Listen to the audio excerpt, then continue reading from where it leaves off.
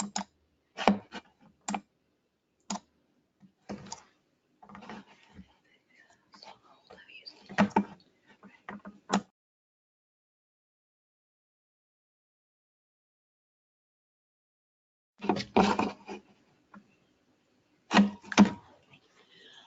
good afternoon and welcome to this ACE webinar. So you're all very welcome to join us this afternoon.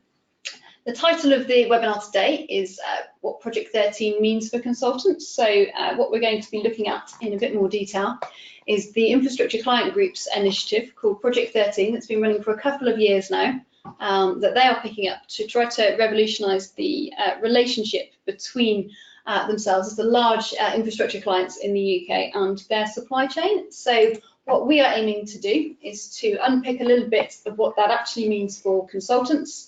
And I have a special guest with me. So hopefully you've guessed by now, but my picture's on the screen. I'm Hannah Vickers, I'm the Chief Exec of ACE. So we are hosting this webinar. And I have a special guest, Alistair Reisner, who is the Chief Exec of CECA, who is going to be able to give a perspective from a different part of the supply chain. And he's been a long-standing member of the Infrastructure Client Group working on this as well. So welcome, Alistair. Good afternoon. Great. Usual format of these webinars is we will have a bit of a presentation for about 20 minutes that I will take us through. So I'll give a bit of an overview of what Project 13 is. So don't panic if you've dialed in and you don't know. You will soon know the main aspects and key principles of Project 13. We shall cover a bit of an overview about what it means, how it's going to potentially change some of the relationships within the client and supplier dynamics of what we currently have. So shift away from the transactional relationships that we see at present. And then we'll also start to pick up a little bit on what it means for the commercial environment as well, because whether or not you're working directly on a Project 13 project, or actually whether you're sort of further out within the supply chain where you've got a client who is trying to implement it, actually some of the commercial aspects is perhaps where you'll start to really notice the change, where it will cascade, I think, to the whole industry.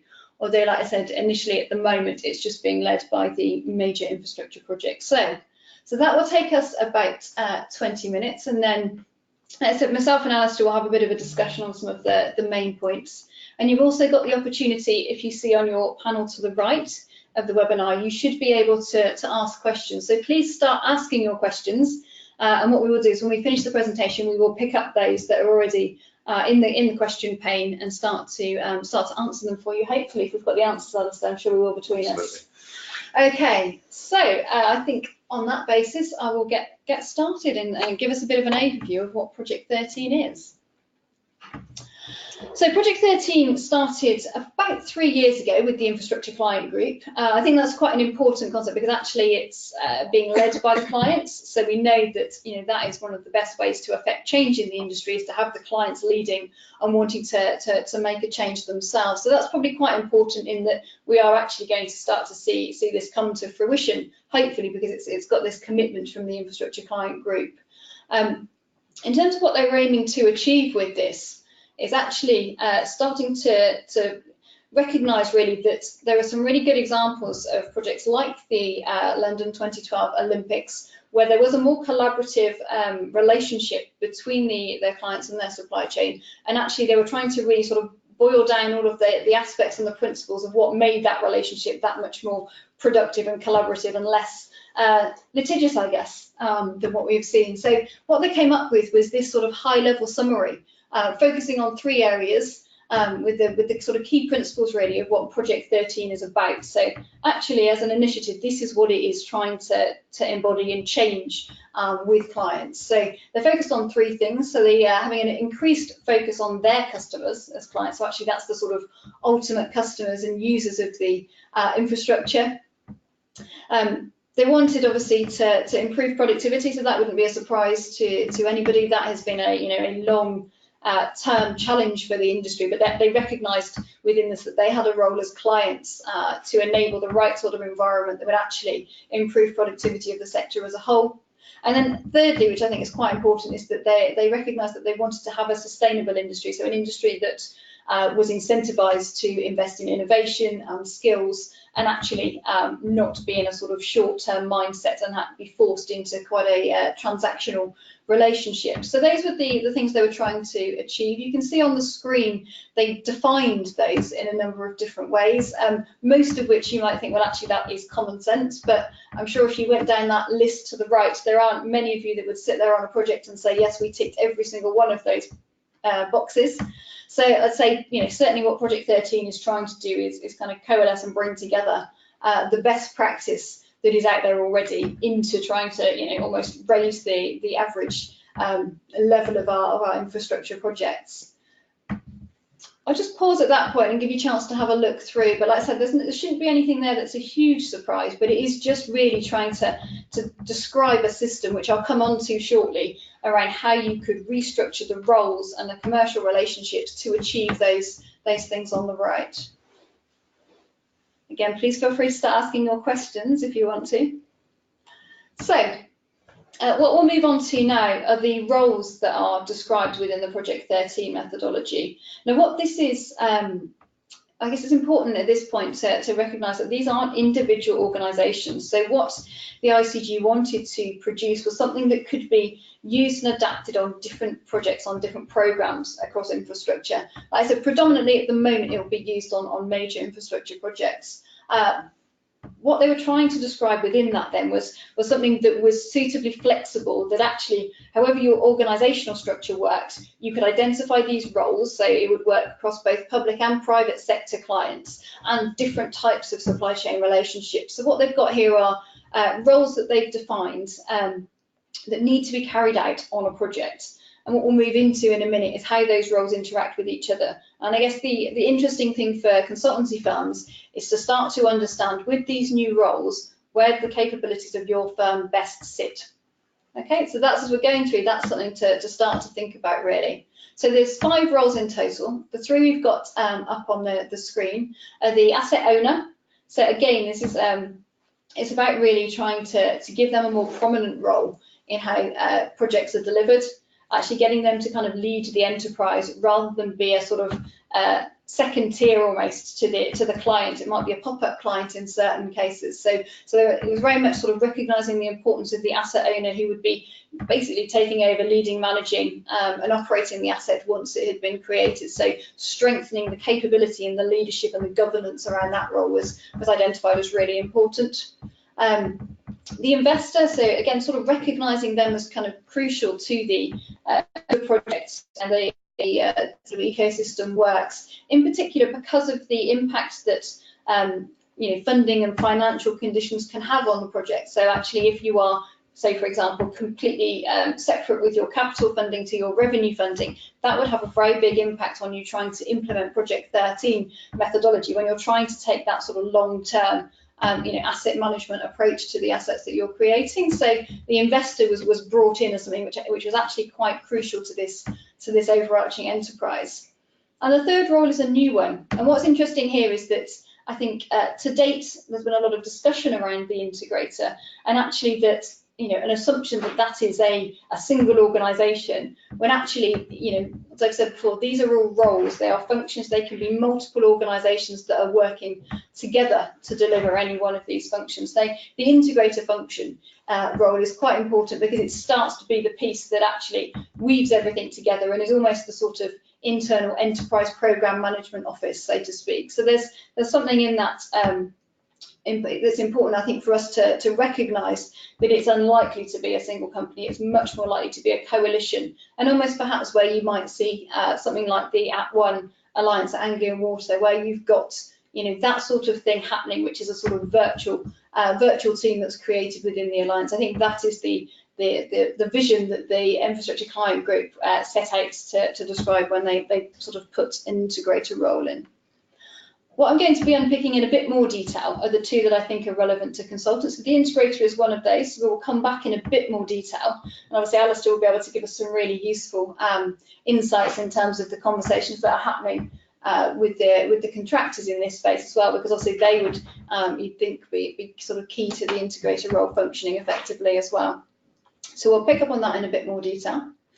The other two roles that we have are the advisors and the suppliers. So again, these are perhaps a little bit more similar to the traditional roles that you would see on a sort of, normal infrastructure projects. However, there's a recognition that you might have, sort of key advisors and key suppliers that would be part of that enterprise, that would be very much closer to the, very much sort of closer contractual and governance relationships with the asset owner and the integrator than they might have done historically. So there's a sort of a recognition here that whilst you might still be describing these roles similar as they are at the moment, their position within the enterprise and their influence and their ability to actually sort of get involved and shape at an early stage would be enhanced on a Project 13 project. So you start to really bring the very best of the supply chain in at the right time. So again, what we'll look at specifically for consultants is the role of the advisor. So a little bit of detail in there, that kind of covers a raft of things that you might be involved in, environmental consultancy, technical consultancy, design, planning, all of that really, where I know we've got multidisciplinary firms, actually that would fall under the category of advisor. So we'll delve into that in a little bit more detail. So that just gives you a bit of an overview of the 5 roles. What I've put up on screen now is a little bit of a description about how you would initiate a project under the Project 13 methodology, just to try to give you a bit of a case study, a real life example about what would actually be different. So, I said there's a few similarities to probably what you've seen elsewhere, but what we've got here really is starting from a very different point with the owner initiating the project. Now, I'm sure, silently there are a lot of you laughing at how on earth is that going to happen when we've got politicians who like to stand up and announce major projects. But that's really a big step change for where we are in terms of how projects are initiated, is making sure that there is that owner-led business case with the evidence behind it that says actually these are the reasons why we're doing this project. And it really starts with a problem statement. So again, as the asset owner, you would expect them to have the evidence, the information, the knowledge to be able to pull that together. But they stop at the problem statement. Obviously, there's then the conversation with the investor. And the conversation with the investor is slightly different, because what you're not going to them with is, here's the answer to the problem statement and here's how much it's going to cost. Do you want to fund that? The conversation with the investor speaks very much to, actually, how much are you willing to pay? We've got this problem. How much are you willing to pay? And we will take forward solutions that fit within that cost envelope. And it just starts to have a very different dynamic, because what you're doing there is focusing on the value that the project will bring. What are the outcomes? And actually, how do we value that? How much are we willing to pay for those outcomes? So that's the conversation that you have sort of early doors when you're initiating a project. Subject to that being agreed, it then goes back to the owner. And at this point, you've got a problem statement and you've got a sort of funding envelope. So it gives you a really good opportunity to have that early engagement with the market to start to bring the best innovation and ideas in to shape the project and how it might scope up at a really early stage. So again, I'm sure a number of you will recognise the challenges that you have around being engaged on projects when actually so much has been decided that you're really sort of boxed in terms of what you could bring around innovation, around optioneering, around design work. So this is the start of trying to describe a different relationship. So like I said, at that point, it's the formation of the integrator, which we'll talk about on the next couple of slides. But effectively, you then bring together this coalition of organisations to start to shape up the answer to the problem statements. Beyond that, then it goes back to the back to the sort of the owner for a decision to proceed. But it just describes a very, very different relationship, like I said, where you've still got the comfort of the investor setting a cost envelope, but actually you bring the market in to shape what the project might look like, what you actually need to construct, what you might not need to construct if you think forward to where we might be in terms of digital transformation, being able to understand demand and how that's how that can be mitigated in different ways as well. So that's just a bit of a case study there around what it means to initiate a project under Project 13. What I wanted to describe now was just how those relationships will work together through the life of the project. So I've given you a bit of a case study, but effectively trying to describe this structure that has those that can really influence the outcome. So this is very much done on the value that organisations add. So if you look at the right-hand side, what you can see there is actually you've got these key suppliers, these key advisors, and you've got this integrator all working with the asset owner, rather than being one step removed with a client in between them. And actually that, that sort of ethos really is probably the most critical part of Project 13. It's very much more around trying to bring together the right organisations that add value, rather than having a traditional structure where it was around cascading risk and actually trying to almost outsource some of that delivery when you're at a stage where actually so much of everything else has been decided. So it's a much more collaborative. I think what the clients are aiming for with this is to be able to have suppliers that will bring their innovation and offer up their expertise and their capability at an early enough stage that it can actually influence how the project goes forward. So that's really the big shift I'd take from this, is just to start to bring together in a more collaborative relationship some of these roles than the sort of traditional linear, as you'll see on the diagrams on the left and the right. Okay, so just to go into a little bit more detail now around which roles are relevant to consultants. So I've referred already to the integrator role and the role that consultants might play in being part of that, and then the advisors as well. So we'll just unpick those in a little bit more detail, and then we'll move on to some of the commercial relationships as well, and some of the sort of key interesting things that are happening within Project 13, but also some work that we're doing out alongside that. So the integrator. Now this has been described in quite a lot of detail. You can see here in the Project 13 blueprint document. So all of these are available online. We can circulate them to everybody after the call. But effectively, this is the role that has the capability to be able to take things all the way from project initiation right through until handover back to the owner. So it is, part of what a client would be doing now, part of what a tier 1 contractor would be doing now, and actually part of what your sort of consultants and your designers would be doing now, brought together in one role. So that's probably as much as we need to say on that. So the work to actually define the capabilities within an integrator is ongoing. So I can share with you a little bit of detail as to where that has got to, but we have actually got the Project 13 Supplier Readiness Group, which I would encourage you to volunteer to join if you would like to. And what that is doing is actually working with the clients who are trying to implement Project 13 to see what it actually looks like in practice, because this is obviously, it's quite a lot of theory here. And for each project, the size and the shape and the capabilities required in the integrator is going to be different based on the outcomes they're trying to achieve and the risks they're trying to mitigate.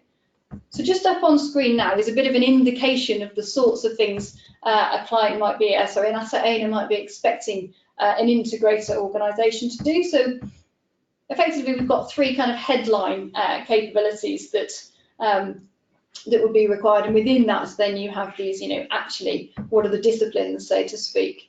What you can see here, this is just meant to be showing what could be an example integrator profile. So, based on your project, the asset owner would be starting to develop this profile and then be looking to go to market to bring together their integrator from a coalition of firms. And there are different ways in which they might do that, but they would effectively look at defining the profile of this integrator and then look at how they can bring in the capabilities they've got within the profile.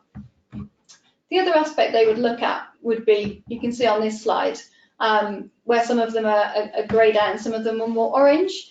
So actually, and the darker orange in these ones would be, potentially ones where the client has sort of said, actually, the asset owner's got that in-house. So they could almost second that into the integrator. And then the lighter coloured would be, in this case, where they would be going to market to form that integrator. So you can see there's quite a range there, and probably what's important for businesses to start to think about, if you are interested in getting involved in Project 13 projects, would be to actually take those capabilities and think about where you've got your strengths. So if what was coming out through the sort of ITT process is not, here's a project for you to design, but here is the integrator profile, which bits of this are you able to deliver? I think that's the sort of thing that we'll start to see with the clients procuring for capability, more so than procuring a product or a project or an outline design. I think it would be much more around come into this project and help us deliver it, and you need to have these capabilities. So That's probably an important point to take away there. If you're thinking that your clients are moving in this direction, this is the sort of thing that they'll be looking for. Okay, so that in terms of just describing the role of the integrator is as far as we wanted to go. As I said, the advisors I talked about already might be slightly more traditional, but I think what you would have would be the clients perhaps again, or the asset owners again, procuring based on the risks around their projects. So we're just going to move on now to talk a little bit around commercial strategy, and this links to some wider work that ACE is doing, which looks at what does Project 13 mean for the consultancy business models, but also if you're working on a Project 13 project, but you're further out, maybe you're an advisor or a supplier further out in the supply chain, actually you might have slightly different business models that aren't that kind of integrated alliance, but would need to be aligned to it to make sure that you're still delivering in the ethos of the project. So what we've put up on screen now is just something that we're working on around trying to define what the different business models would be for consultancy firms. So you can see at the very top there, we've got that sort of program outcomes, incentivization around program outcomes, and that would be very much, if you were working in an integrator role, that's the sort of thing that you would expect to be, to be part of. So again, you can think that probably gives us some challenges around things like our professional indemnity insurance, potentially gives us some challenges around our boards and their risk appetite. If you're going in, alongside a tier 1 contractor and being, jointly accountable for program outcomes, it could be quite a different type of relationship than what we're used to, and certainly a very different business model than we're used to at the moment. As you move down this, there is an increasing sort of commoditization, I guess. But even if you go to the very bottom and actually what you're involved in is delivering a product that might be an outline design, you could still be doing that on a Project 13 project, but further out in the supply chain. And what you might be expecting to see would be delivering a product that actually has some sort of incentivization or bonus payment that is aligned to a particular aspect of the program. Now that might be delivering a design that reduces the construction time. It might be delivering a design that exceeds some of the program ambitions around environmental impact of the asset in operation. So even at the very bottom of that, where you're just involved perhaps in a transactional way on a Project 13 project, what you would still expect would be to have some cascade of that alignment of the ultimate outcomes. So like I said, there's a lot of different ways that you might get involved. I think the sort of what the clients are describing at the moment is that program outcomes level relationship with them and that business model. But it's important to recognise that actually wherever you are in the supply chain, you will potentially be having a shift in your business model to align to these kind of longer term outcomes and this almost payment for performance, I think, which in many ways rewards us for the value we add and the quality of the work that we do rather than the hours that you put in. So that's a piece of work that is ongoing. Like I said, it picks part Project 13, but part where the consultancy industry needs to go more broadly. So we've got some opportunities for you to get involved in that. If this has really excited you, this particular slide. Okay, so just delving into that in a little more detail. So that's the ways in which those were the ways in which you might get involved. What we've actually got now is a little bit of detail around how clients could procure for, understand what they value and then procure that capability to deliver that value, which is a big shift, again, from the sort of just going out with the routine procurement that they're used to. And there's two aspects to this. So these are things that have come from the Project 13 commercial handbook. So we've got on the left a performance baseline, which is effectively a bit like a balanced scorecard approach. So it's just saying to the clients, actually, so the asset owners, actually what you need to be able to do is describe the outcomes that you want. So back to this kind of describing the problem statement rather than describing the solution. So this performance baseline is something which is, I think, probably going to get picked up within the Construction Leadership Council's work, but effectively, going to market with the outcomes rather than going to market with a solution. And alongside that, the other thing that the asset owners will be thinking about when they go to market in this way is their risk profile. So you can see on the right here is an extract from a risk register that starts to talk about actually understanding where your risks sit and understanding which risks you can mitigate and where you need help to mitigate them. And I think something that's really important within the Project 13 and this sort of enterprise approach is actually it's not about understanding where those risks are so that you can throw them over to your supply chain to manage. It's about understanding where those risks are and engaging suppliers who can actually help you mitigate them and incentivizing them to do so. So not transferring it, but getting the right, the right capability in to help you mitigate that, and put the, the emphasis on rewarding that mitigation rather than saying you will take that risk and you will manage it and you will be completely responsible for it come what may. So I think there's a sort of a shift there that we need to be mindful of, I think, perhaps when the clients are moving to this new methodology, that actually this is something that properly follows through to the commercial relationships, because with all the best will in the world, if you don't have these set up to support the enterprise, to set up to support collaborative working, then actually it's probably all gonna fall down. Okay, so just to finish on the commercial environment, and I think I've pulled these out because I think they're actually useful best practice, whether you're working with a client or an asset owner who is trying to implement Project 13 or not. These are just useful best practice. So there are 6 commercial principles that we started to define, which actually sets out what would be a more productive collaborative relationship between clients and asset owners and their suppliers. I won't go through them each individually, but again, I think this is just worthwhile that you being aware that this has been published. It's worth referencing, and actually when you're being brought in to do market sounding, to give advice to organisations who are coming to market with projects, this is here for you to sort of point them to. Okay, so I'm going to pause at that point. I think there's plenty there for myself and Alistair to discuss and understand. And obviously you've still got the chance to ask questions if you would like to. So please, please do ask your questions. We're both very approachable, not at all likely to bite you, certainly not through a webinar anyway. So yeah, please, put your questions in. But just initially, I think I'd kick off with a question to you, Alistair, around how are the contractors receiving this? So obviously we've gone through a lot of detail around the consultants and how they're approaching it. What's the response been from your members? How do they see Project 13? Is it a positive for them? Well, that's a really interesting question, because if you go back 2-3 years when we started out on this journey, very early on, it became clear that Project 13 was looking at a model that, to be blunt, didn't have the word contractor associated with it. Now, if your business is to be a contractor and your major clients are talking about moving to a model that, at least in theory, doesn't have contractors associated with it, you'd think that would leave you running for the hills and trying to undermine things as quickly as possible.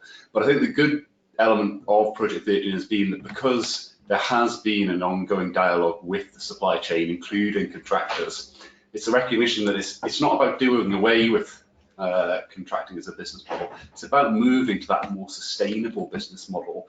I think the challenge is who does what in that future model.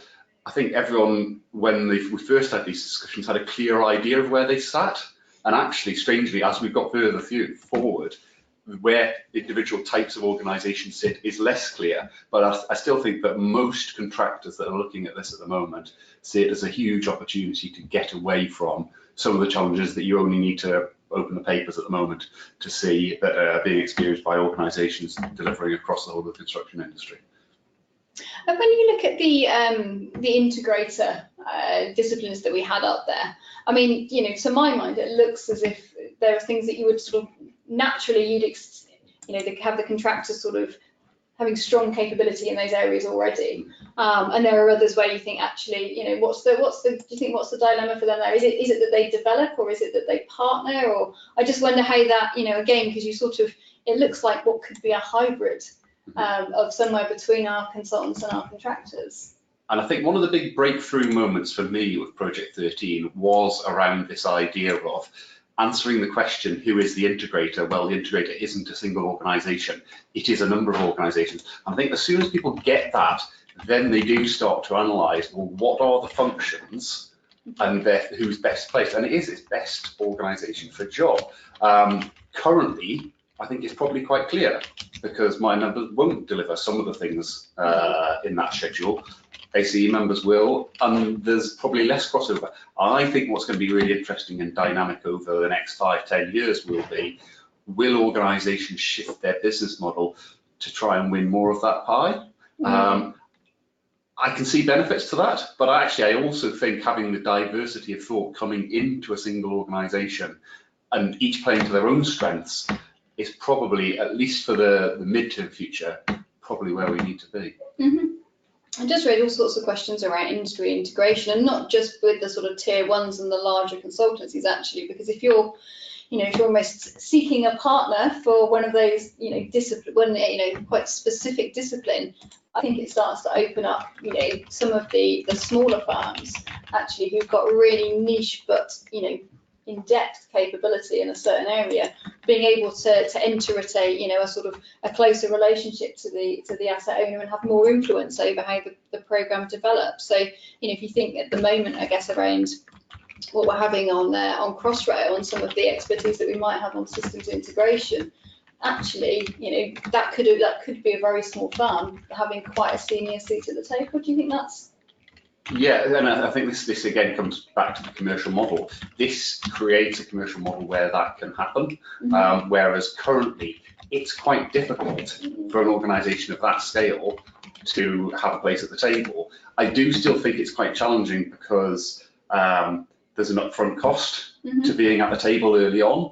And if you're, as a small organisation, can't carry that upfront cost, it may be the sustainable, ideal solution for you, but you can't get through the door in the first place. So we need to be thinking about how we don't create, with the best of intentions, artificial barriers to small consultants, to small contractors. If they've got really strong capabilities in a particular element, finding ways that they can commercially operate. But I don't think that's intractable. I think that's one of the things that, as the whole reason why we're having early adopters of this and thinking through how this is going to work, is to test the thinking around some of these things.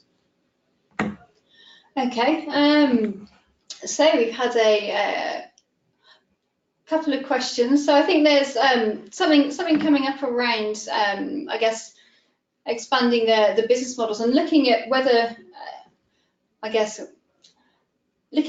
is likely to give you a bigger share of the project. So you're sort of saying there that perhaps, over time it might evolve in that way, but initially we might start to see integrators being, lots of organisations being drawn together, if we can find a way for that to work, if we can get over that hurdle of almost kind of cost to play. So I guess if you think about the kind of programme outcomes, being asked to sign up to that as a small organisation it's a bit like betting the house, isn't it? Yeah. If it works out well, you might be a 10 times bigger business, but if it doesn't work out well, thanks very much and good night.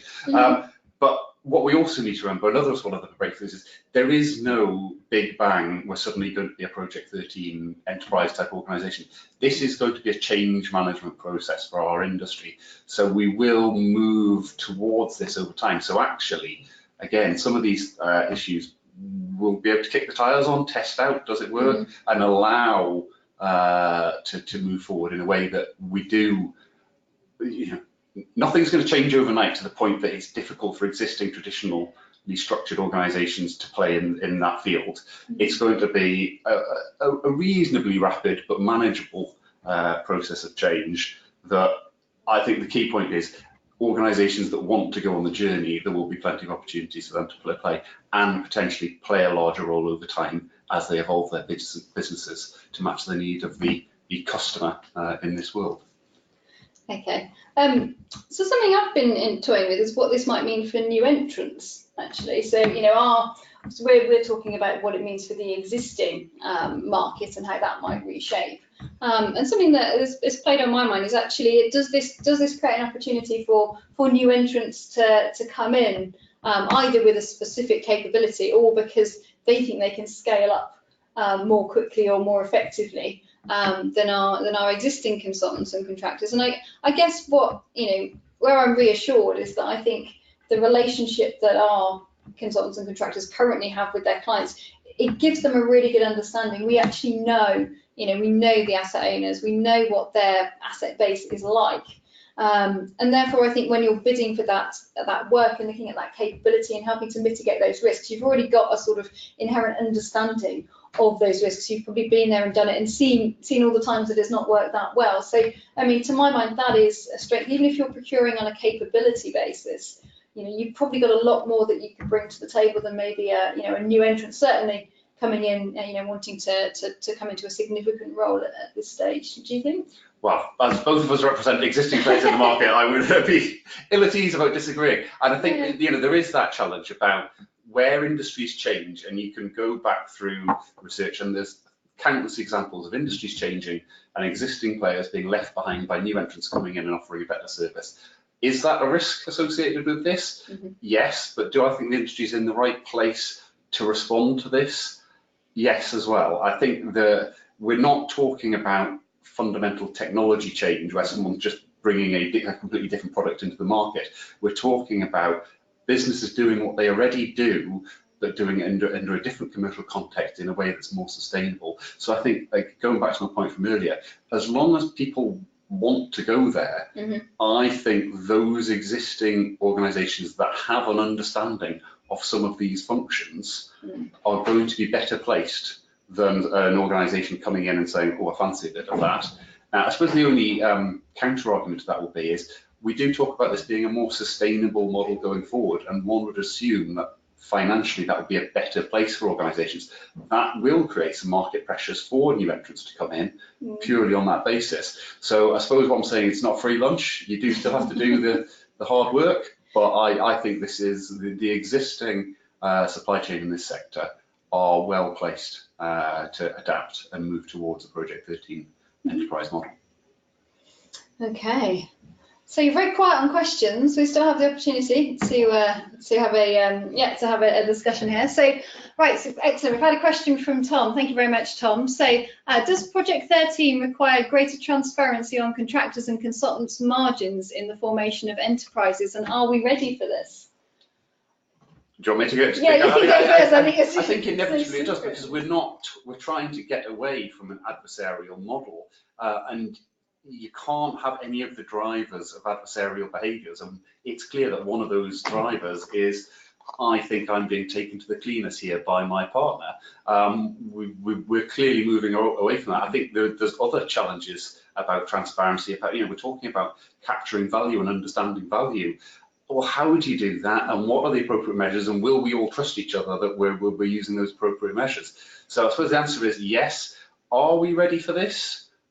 As of today, I think there'll be challenges. When we discuss this within CECA, within our members, when we discuss this as the industry supplier readiness group, you can sense some of the discomfort about some of the stuff that's being discussed, but equally, I don't sense that discomfort being a barrier. I sense it as something that we need to think about, and what are the appropriate ways to address it, rather than it being a showstopper. No, I would agree there, and actually, it's I guess there's a role for sort of both of us in moving to this, getting that kind of recognition from the asset owners and the clients that actually there is a sort of healthy level for profit. That profit isn't a bad thing. Some of them are starting to get that. They understand actually that they want, particularly in light of what happened with Carillion, they want to have a sustainable supply chain. They want, businesses to be profitable. They want businesses to be able to reward their staff well, to train their staff, to have them, in consultancy terms, to be able to give them the time to invest and develop rather than sort of fully utilise their staff. So I don't think that is necessarily a challenge, but there's absolutely a piece of work for myself and Alice to do to get us to a stage where we can articulate the benefits of that, and actually why profit isn't a dirty word. I think that does also play to another discussion, which is the difference between the sort of the leaders of organisations and what actually happens below the leaders in terms of behaviours, because it's all well and good, whether it's clients, whether it's suppliers saying, yep, we're going to go full bore at this.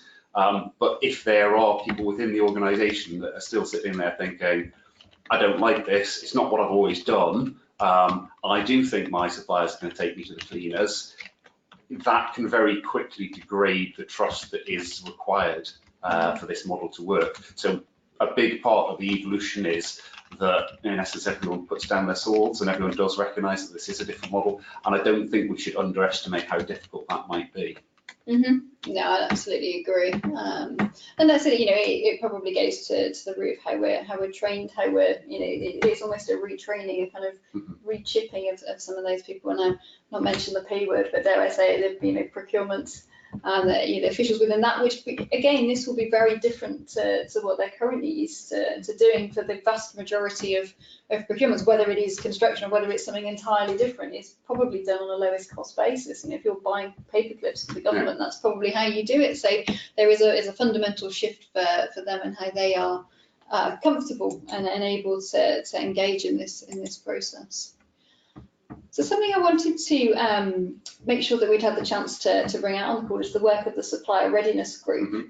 So this is something that we formed. So Tony Gates from McAlpine is our chair, but Alistair and I are both supporting this group. Alistair leads the programme for them, and effectively they're a group of supplier representatives who are working alongside the asset owners, the early adopters. So that's Heathrow, Network Rail, National Grid and Environment Agency, who are trying to implement Project 13, and we've got a sort of sister group that helps them bounce off their ideas and their questions as to how they go through the sort of Project 13 process in practice, on a real life projects, and also to think about, from the supplier readiness point of view, what is it? How do we set up the program to kind of upskill and develop the industry so that, if Project 13 does take off with the asset owners at quite a rate, that we're then able to respond. So did